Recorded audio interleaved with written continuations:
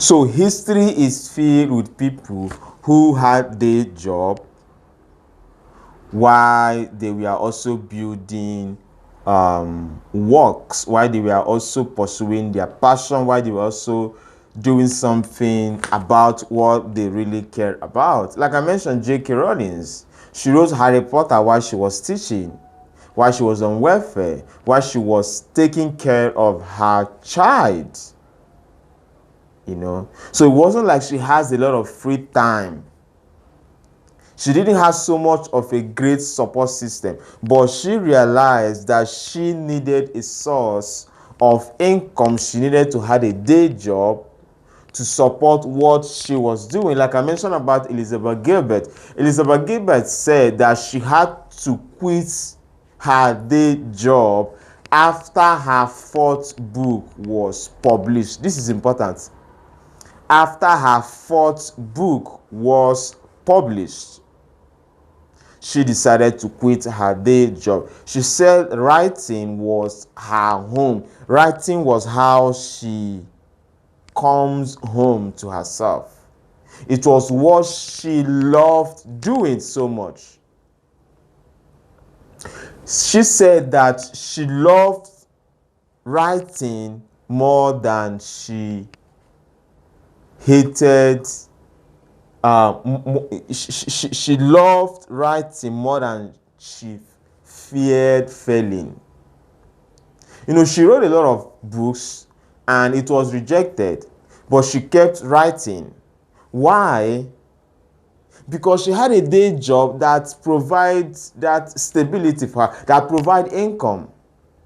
So it wasn't like she was writing and the book was not getting published and she was not making money from her book, and now she is a frustrated writer. No, she kept having her day job because she said that this job is going to support her work. So it was so much important to her that she needed to keep a day job to support that. Like I mentioned, pursuing your passion is not just about excitement. Passion, the word passion comes from patik, which is a Greek word for suffer. It also means that you are willing to go through some difficulties to give birth to this your passion project, to this idea that you are passionate about. And that is what Elizabeth Gilbert did. So we have a lot of persons. Albert Einstein had a day job. He worked in a patent company, right? While he was doing something that some persons might consider to be a boring job that was not really aligned with writing the theory of relativity. But he had to create time to write the theory of creativity. So your day job is not a restriction. It is not a prison. It is not stopping you. It is not supposed to stop you from pursuing your dreams. It shouldn't be your dream killer. It can actually become your ally. One of the things having a day job does is that it creates routine, right? It helps you to structure your week. So you have a 9 to 5 work, you work from Monday to Friday, you have weekends, and those weekends you can invest them in your arts. You can invest them and do meaningful work. You can have 2 hours every single week writing or building an app can compound into so much in 2 years, in 3 years, in 5 years, right? So it's not just that your day job is not giving you time. It's that do you have something that you are so passionate about building, an investment that you are so passionate about learning and investing that you can discipline yourself and create time and put away your smartphone and read and study and make research and learn.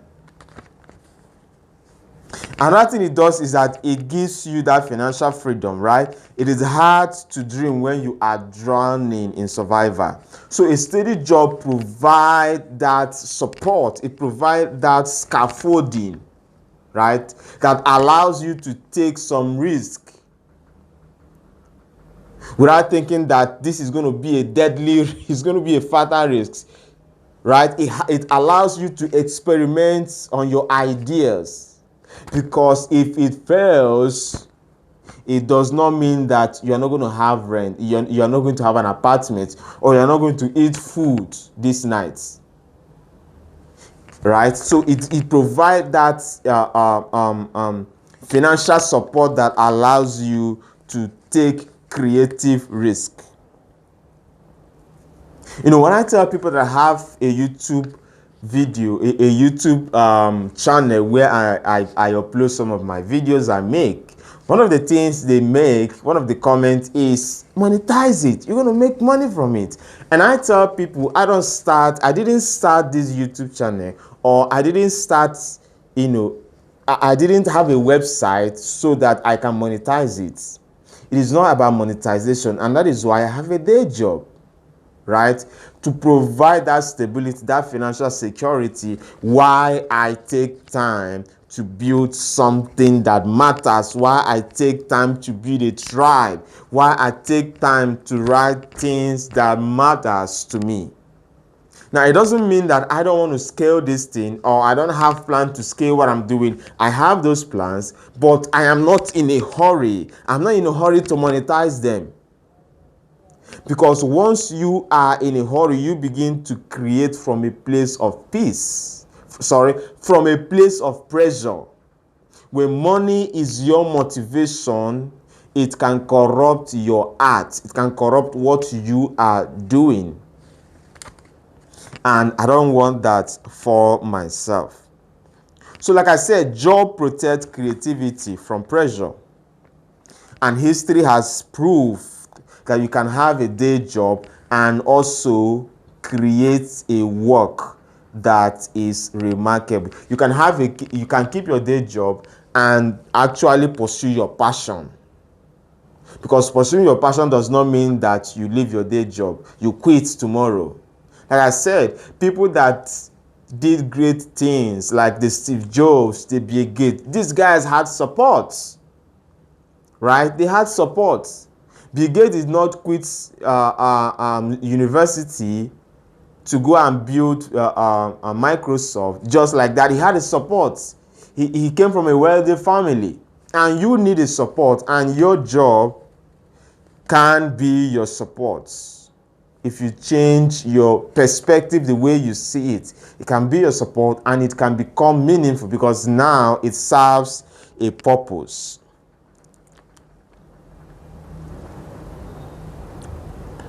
So maybe your job, whether you consider it to be a boring job or not, might actually be your patron as against your prison.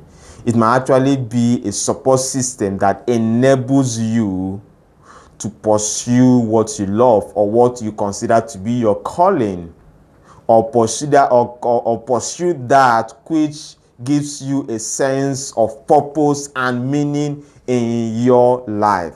So consider your job as a support system. When you do that, you experience more engagement in your work. One of the things that having a sense of purpose, an overall sense of purpose, does is that it creates a rippling effect, right?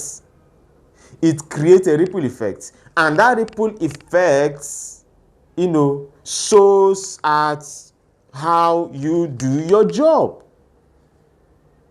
right? Because this job has a place in your life that you value, right? Because like I said, you are not living to work, right? You are not living to work. You are working for a living. You don't just exist to go and work and make money and pay rent and eat. So your life has gone beyond survival level. You are now on a level of significance. You are surviving and you are significant because you have a bigger sense of direction and sense of purpose for your life, and this work is supporting it. So the work has a place in your life. So I want to stop here. Okay. One of the reasons so that my mic will not stop, and also I believe I have made a point that is that will help you, to think about how to rethink how you see your job. So instead of seeing your job as an obstacle from you pursuing your dream, I want you to see it as a platform, as a support system that enables you, that provide that financial support, right? That platform where you can build discipline, where you can connect with people. You can build network. You can also learn and earn, and it provides structure that helps you to create discipline and work on your vision and work on your passion or the things that you love. So if you have questions, I want you to put it on the comment section and I will respond to you. Thank you for listening. Have a nice evening.